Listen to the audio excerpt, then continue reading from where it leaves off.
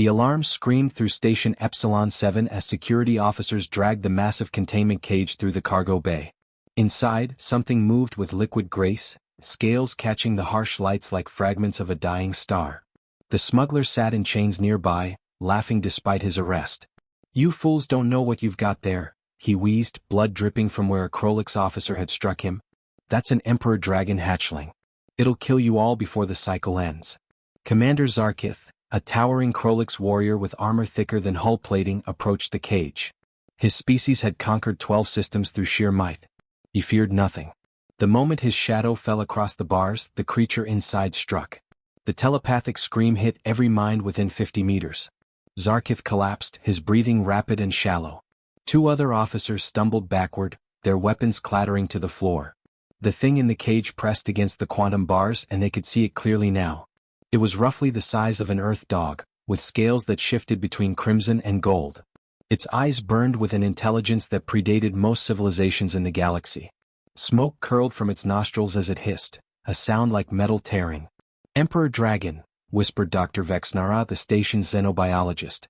Her crystalline body chimed with distress. "I've only seen recordings. They're Class X protected species. One of the 5 apex predators the Galactic Council fears above all others." "It's just a baby," someone muttered. "That baby," Vexnara said coldly, "could grow large enough to destroy this entire station within 10 years. And right now it's terrified and furious. Its mother will come looking." The station administrator ordered the creature moved to the maximum security holding bay in the restricted section. It took 6 officers in full combat suits and a mobile shield generator just to transport the cage. Even then, 2 collapsed from the psychic assault. The hatchling's rage was like a physical force, pressing down on every mind nearby. By the time they secured the cage in the holding bay, half the station knew about it. Crowds gathered at a safe distance, watching through reinforced glass as the dragon paced its prison. Scientists argued about what to do. Warriors boasted they could handle it, then found excuses not to try. Diplomats sent urgent messages to the Galactic Council. The human ship arrived 3 hours later, docking at Port 17. Ambassador Sarah Chen stepped off with her usual diplomatic smile, completely unaware of the chaos. Behind her came her son Tommy, a 7-year-old boy with messy brown hair and a backpack covered in patches from different planets. He was supposed to be on a boring diplomatic visit during his school break, watching adults talk about treaties and trade agreements. "Stay close," Sarah told him as they entered the station. "And don't wander off this time." Tommy nodded, but his attention was already drifting. The station was amazing, full of aliens he'd never seen before. While his mother stopped to greet the administrator, Tommy noticed something interesting.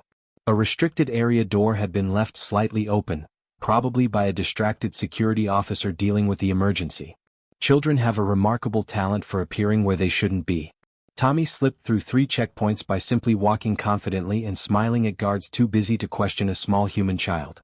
He followed the sounds of commotion until he reached the holding bay. Through the observation window he saw the dragon. Everyone else had evacuated this corridor after the last incident, but Tommy pressed his face against the glass. The creature inside the cage looked angry, yes, but also scared. Its scales were scratched in places. It paced like the shelter dogs back on Earth, desperate and confused. Tommy remembered his mother's words about fear making creatures dangerous. This dragon wasn't evil. It was just lost and afraid. He looked down at his backpack and pulled out his lunch, a peanut butter sandwich his mother had packed that morning. Without thinking about danger or consequences, Tommy opened the door to the holding bay and stepped inside. The dragon's head snapped toward Tommy the instant he entered. Its eyes locked onto the small human child, and the temperature in the room seemed to drop. Every instinct the creature possessed screamed at it to attack, to defend itself against this new threat. But then something strange happened. Tommy felt a pressure in his mind, like someone gently pushing against his thoughts. It didn't hurt. It felt curious, like when his dog back home sniffed his hand to learn about him. The dragon tilted its head, confused. This tiny creature wasn't afraid. How could it not be afraid? "Hey there," Tommy said softly, unwrapping his sandwich. "You look hungry." "I know I get really grumpy when I'm hungry too." He tore off half the sandwich and tossed it gently toward the cage. The dragon watched the food land, then looked back at Tommy. Its nostrils flared, analyzing the scent. Slowly, cautiously, it lowered its head and sniffed the sandwich. Then it devoured it in one bite. Tommy smiled and moved closer. The dragon's tail swished nervously, but it didn't attack. Instead, it pressed against the bars of the cage, trying to get closer to the boy who smelled like kindness and peanut butter. Tommy reached through the bars and touched the scales on the dragon's nose. They were warm, almost hot, and surprisingly smooth. The dragon made a sound, not quite a purr but something gentler than its previous roars. Tommy scratched under its chin, and the creature's eyes half closed in contentment.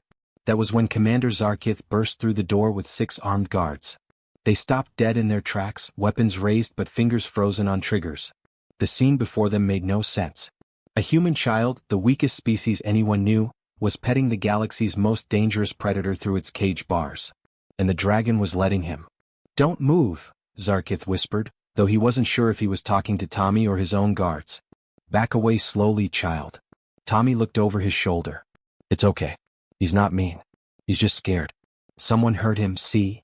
He pointed to the scratches on the dragon's scales. "He just wants his mom." Dr. Vexnara pushed through the guards, her crystalline body reflecting light in all directions. She pulled out a scanner and began taking readings, her mind racing. "This is impossible. The hatchling's aggression levels have dropped 80%. Its telepathic emissions are almost peaceful." "How?" "I just gave him my sandwich," Tommy said simply, as if that explained everything. The Krolix commander activated his communicator. "Administrator, you need to see this. Now." Within minutes, the holding bay filled with scientists, diplomats, and curious station personnel. They all maintained a safe distance, but everyone wanted to witness the impossible. Tommy sat cross-legged on the floor, and the dragon had curled up as close to him as the cage allowed. The boy was telling it stories about Earth, about his dog named Biscuit, about the ocean and mountains and all the places dragons might like to visit. Ambassador Chin arrived in a panic, having discovered her son missing. When she saw him sitting with the Emperor Dragon, her diplomatic training was the only thing that kept her from screaming. She approached slowly, her heart pounding. "Tommy," she said carefully, "what are you doing?" "Making a friend, Mom. His name is Ember. Well, I named him that because of the glowing thing he does. Isn't he cool?" Dr. Vexnara pulled Sarah aside. "Ambassador, your son has done something no recorded species has ever accomplished. Emperor dragons bond only with creatures they consider worthy predators. Somehow, your child passed a test we didn't even know existed." Sarah watched her son laugh as the dragon tried to fit its snout through the bars to get closer. "What does this mean?"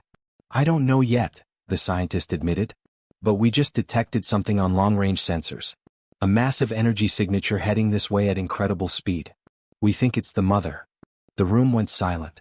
Everyone turned to look at the small boy playing with the hatchling, completely unaware that a creature capable of destroying worlds was coming for her baby. The emergency council meeting lasted 4 hours. Holographic displays showed the mother dragon's path of destruction. 3 mining colonies reduced to molten slag. A Krolix battle fleet scattered like leaves in a storm. She was coming and nothing in the galaxy could stop her. "We must eliminate the hatchling," declared Ambassador Thornine, a mantis-like Chthoni whose species valued logic above all else.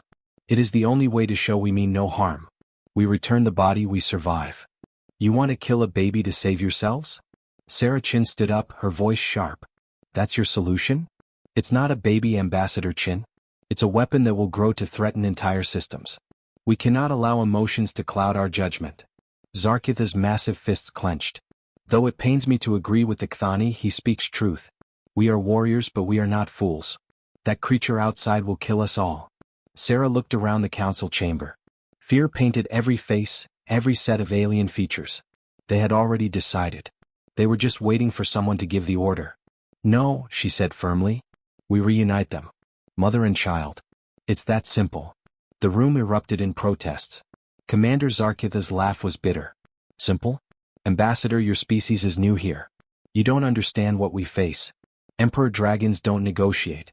They don't forgive. They destroy. Have you tried asking them what they want?" Sarah pulled up data on her tablet. Earth history is full of dangerous predators. Wolves that could tear humans apart. Bears that could crush our skulls with one swipe. Big cats that hunted us. And you know what humans did? We made friends with them. We brought wolves into our homes and they became dogs. We learned to live alongside bears and tigers. Not by being stronger but by understanding them. Dr. Vexnara chimed softly, her crystalline structure resonating with thought. The ambassador may have a point.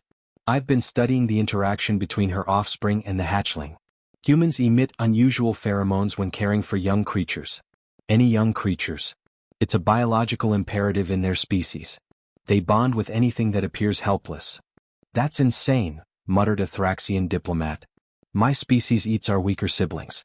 It makes us stronger. And how many apex predators call you friends? Sarah shot back. She brought up footage of Tommy and Ember. The dragon was pressed against the cage bars, and Tommy was reading to him from a datapad, showing pictures of Earth animals. Look at this. Really look. That dragon isn't being controlled or fooled. It recognizes something in my son. Something none of your species have. And what is that? Asked the station administrator. The absence of threat. Tommy doesn't see Ember as dangerous or useful or a problem to solve. He sees a scared kid who misses his mom. And somehow that dragon knows the difference. While the adults argued, Tommy sat with Ember in the holding bay. A guard stood outside, but even he had relaxed. The boy had brought books, snacks, and even a ball that Ember enjoyed batting around his cage. They want to hurt you, Tommy whispered to the dragon. He didn't know how he knew, but he felt Ember understood his words. They're scared of your mom. But she's just worried about you, right? Like my mom worries about me. Ember made a low rumbling sound and pressed his head against Tommy's hand. The boy felt something in his mind, not words but feelings. Images of an egg warm and safe. Then cold metal and rough hands. Pain and fear and loneliness. And then a small human with kind eyes and food that tasted like friendship. I won't let them hurt you, Tommy promised. We'll get you home. I don't know how, but we will. The dragon's eyes glowed brighter, and Tommy felt a wave of trust wash over him. Ember believed him. In the observation room, Dr. Vexnara watched her monitors spike with unprecedented readings. Fascinating, she whispered. They're forming a true bond. The hatchling is imprinting on the child. Outside the station, sensors tracked the approaching doom. The mother dragon was 6 hours away, and her rage burned bright enough to read from space. The station shook as the mother dragon emerged from faster-than-light travel. She was enormous, larger than any ship docked at Epsilon 7. Her wings stretched wide enough to eclipse the nearby star, casting the entire station into shadow. Her scales gleamed like molten metal, and her eyes burned with the fury of 1,000 suns. Every alarm on the station screamed at once. Ships frantically undocked and fled into deep space. The defense systems activated automatically, plasma cannons charging and targeting the massive creature. Commander Zarkith stood on the command deck, knowing their weapons were useless. They would only make her angrier. The dragon opened her mouth, and a telepathic roar crashed through every mind on the station. Thousands of beings collapsed, overwhelmed by her rage and grief. She demanded her child. She promised destruction. She would burn everything until she found what was taken from her. In the council chamber, panic ruled. Evacuate. Everyone to the escape pods, the administrator shouted. Diplomats and officials pushed toward the exits, abandoning all pretense of order. Sarah Chin grabbed Tommy's hand as guards tried to usher them to safety. But the boy pulled away, running back toward the holding bay where Ember waited. Tommy, no. Sarah chased after him, her heart hammering. Tommy reached the cage and pressed his hands against the bars. Ember was terrified, feeling his mother's rage and pain from across space. The hatchling cried out, a sound so mournful it made Tommy's eyes water. We have to take him to her, Tommy said as his mother caught up. She's not a monster, Mom. She's just a mom looking for her baby. You'd destroy anything to find me, wouldn't you? Sarah looked at her son, then at the dragon hatchling, then at the view screens showing the massive creature circling the station. Every logical part of her brain screamed that this was suicide. But she was a mother too, and she understood that primal need to protect your child. Ambassador, you cannot be serious, Zarkith said, having followed them. Send the boy out there? It's murder. It's the only chance, Sarah said. She looked at the Krolix commander. Open the docking bay. Release the hatchling's cage into the transfer chamber. And get my son a protective suit. I won't allow it. You don't have a choice. The dragon will tear this station apart piece by piece until she finds her baby. But if we return him, if she sees we meant no harm, maybe she'll leave peacefully. Sarah's voice dropped low. And this is my son. My choice. My responsibility. The commander stared at her for a long moment, then nodded slowly. Humans, he muttered. Either the bravest species in the galaxy or the most insane. 10 minutes later, Tommy stood in a child-sized environmental suit in the transfer chamber. Ember's cage had been moved beside him, the quantum bars deactivated. The hatchling pressed against Tommy's side, seeking comfort from the only friend he'd known in captivity. Through the transparent aluminum doors, the mother dragon waited. Her massive eye, larger than Tommy's entire body, focused on the chamber. The boy could feel her attention like a physical weight, crushing and terrible. "Okay, Ember," Tommy whispered. "Time to go home to your mom." The outer doors began to open. The void of space lay beyond, held back only by the atmospheric shield. The mother dragon moved closer, her head filling Tommy's entire view. Her teeth were the size of starship hulls. Her breath could melt steel. Tommy felt her mind touch his, so much more powerful than Ember's gentle curiosity. She sifted through his memories like pages in a book. She saw him finding her child, feeding him, protecting him. She felt his genuine care, his simple wish to reunite a family. Ember chirped and launched himself toward his mother, flying the short distance across the shield barrier. The massive dragon caught her baby gently in her claws, examining him for injuries, her anger shifting to relief. Then she looked back at Tommy. The small human boy who saved her child stood alone in the transfer chamber, unafraid. The dragon lowered her massive head in a gesture no one watching had ever seen from her species before. She bowed to the human child. The mother dragon held her hatchling close for what felt like an eternity. Ember nuzzled against her massive neck, chirping and sending waves of emotion that even the station's crude sensors could detect.